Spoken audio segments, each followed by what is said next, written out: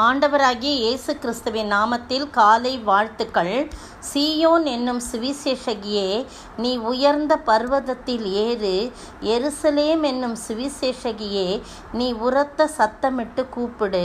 பயப்படாமல் சத்தமிட்டு யூதா பட்டணங்களை நோக்கி, இதோ உங்கள் தேவன் என்று கூறு.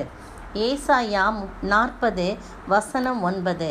பாருங்க, ஏசாயா தீர்க்கன் மூலமாக ஆண்டவர் உரைக்கிற காரியம் இதோ உங்கள் தேவன் என்று கூறணுமா.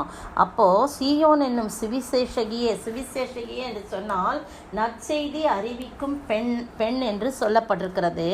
அப்போ சீயோன் என்னும் சுவிசேஷகியே, நீ உயர்ந்த பர்வதத்தில் உயர்ந்தமான இடத்திலே ஏறி இதோ உன் தேவன் என்று சொல்லு. எருசலேம் என்னும் சுவிசேஷகியே, நீ உரத்த சத்தமாய் கூப்பிட்டு சொல்லு. பயப்படாத, சத்தமிட்டு சொல்லு. யூதா பட்டணங்களை நோக்கி நீ என்ன சொல்லணும்?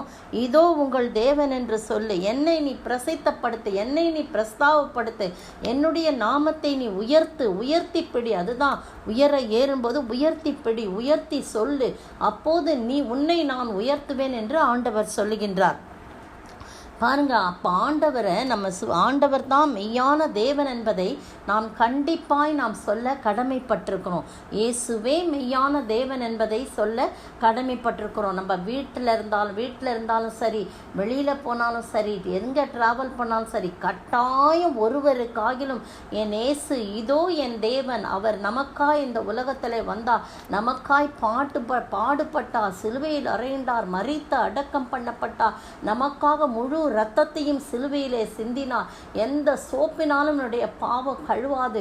நிச்சயமாக என் இயேசுவின் இரத்தம் மட்டும்தான் சகல பாவங்களையும், சகல நோய்களையும், சகல சாபங்களையும் நீக்கி சுத்திகரிக்க வல்லமை உடையதாய் இருக்கிறது.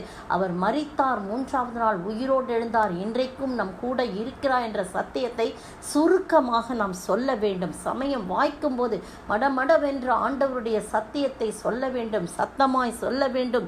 சீயோன் என்னும் சுவிசேஷகியே, நமக்கு கொடுக்கப்பட்ட அந்த உத்தரவாதம் அது கட்டாயம் நாம் சொல்ல வேண்டும். நீ உயர்ந்த பர்வதத்தில் ஏறு. எருசலேம் என்னும் சுவிசேஷகியே, நீ உரத்த சத்தமிட்டு கூப்பிடு. பயப்படாமல் சத்தமிட்டு யூதா பட்டணங்களை நோக்கி, இதோ உங்கள் தேவன் என்று கூறி. இதோ உங்கள் தேவன் அப்படி காட்டணும்.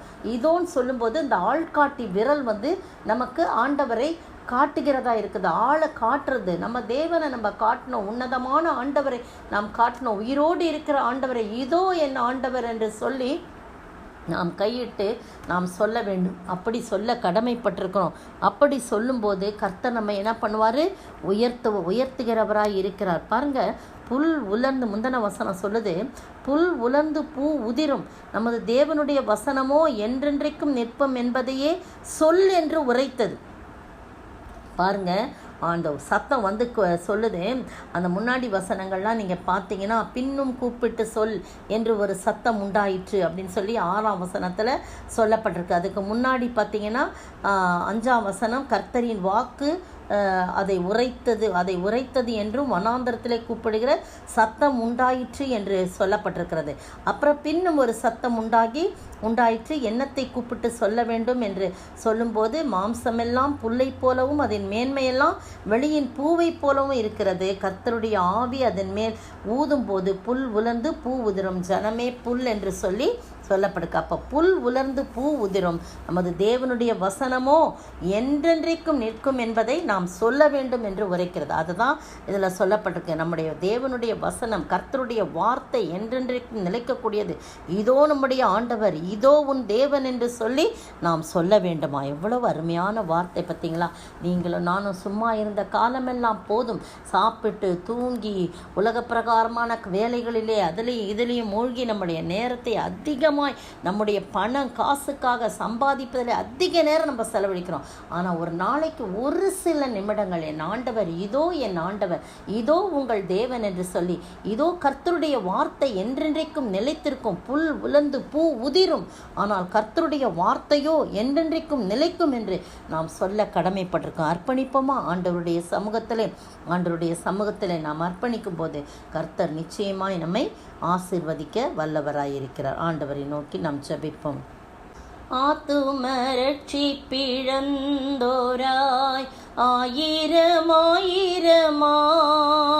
அன்றாடம் இந்த மண்ணடியில் அழிந்து சாகின்றாரே. பாவம் பெருகுதே பாரும் பரனேசுவே, அழியும் மனுக்குலம் அதையும் ரட்சிப்பீரே. அழியும் மனுக்குலம் அதையும் ரட்சிப்பீரே.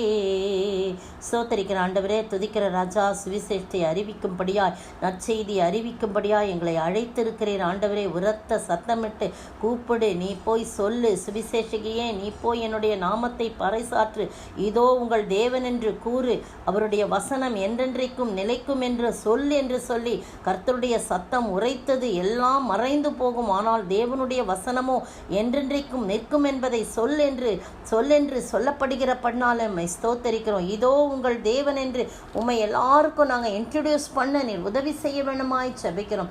அப்பா, பாவம் பெறுகிறது கர்த்தாவே, அழிந்து கொண்டிருக்கிற ஆத்துமாக்களுக்கு நாங்கள் சொல்ல வேண்டுமே ஆண்டவரே, அதற்காக நாங்கள் அழைக்கப்பட்டிருக்கிறோம், எங்களை அர்ப்பணிக்கிறோம் கர்த்தாவே. நாங்கள் ஒவ்வொருவரும் இதோ எங்கள் தேவன், இதோ உங்கள் தேவன் என்று சொல்லி உம்முடைய நாமத்தை பிரஸ்தாவப்படுத்த நீர் கிருபை செய்ய வேண்டும் என்று கர்த்தரும் மீட்பெரும் ராஜாவாகிய இயேசு கிறிஸ்துவின் விலையேறப்பட்ட நாமத்தில் ஜெபிக்கிறேன் பிதாவே, ஆமேன் ஆமேன். நேற்றைய பதில், கிறிஸ்துவின் சுவிசேஷத்தை பிரசங்கிக்கும்படி துரோவா பட்டணத்தில் வந்தபோது கர்த்தராலே எனக்கு கதவு திறக்கப்பட்டிருக்கிறது. 2 கொரிந்தியர் 2ஆம் அதிகாரம் வசனம் 12. இன்றைய கேள்வி, எது சரீரத்தில் விளங்கும்படிக்கு எதை எப்பொழுதும் எதிலே சுமந்து திரிகிறோம்?